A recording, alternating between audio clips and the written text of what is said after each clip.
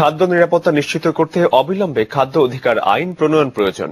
বিশ্ব খাদ্য দিবসের সমাবেশে এমনটি দাবি করেছেন বক্তারা। সকালে কেন্দ্রীয় শহীদ মিনারে খাদ্য অধিকার প্রচারাভিযান আয়োজিত সমাবেশে বক্তারা একথা বলেন। দক্ষিণ এশিয়ার অন্যান্য দেশের মতো বাংলাদেশের খাদ্য নিরাপত্তাকে নিশ্চিত করতে আরও মনোযোগী হতে সরকারের প্রতি আহ্বান জানান তারা। খাদ্যপণ্যের মূল্য অতি দরিদ্র সহ সাধারণ মানুষের ক্রয়সীমার মধ্যে রাখার দাবি জানান তারা।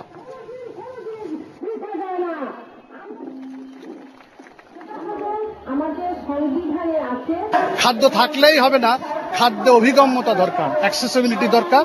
তার পাশাপাশি হচ্ছে যে অ্যাডিকুয়েসি, আমার যতটুকু দরকার আমার পুষ্টি নিশ্চিত করা, আমার সাংস্কৃতিক বৈশিষ্ট্য অনুযায়ী খাবার, সেই খাবারে আমার কাছে আসা দরকার। এই জন্য এই তিনটে বিষয়কে নিশ্চিত করে একটা আইন প্রণীত হলে তাহলে খাদ্য অধিকারটা নিশ্চিত হয়।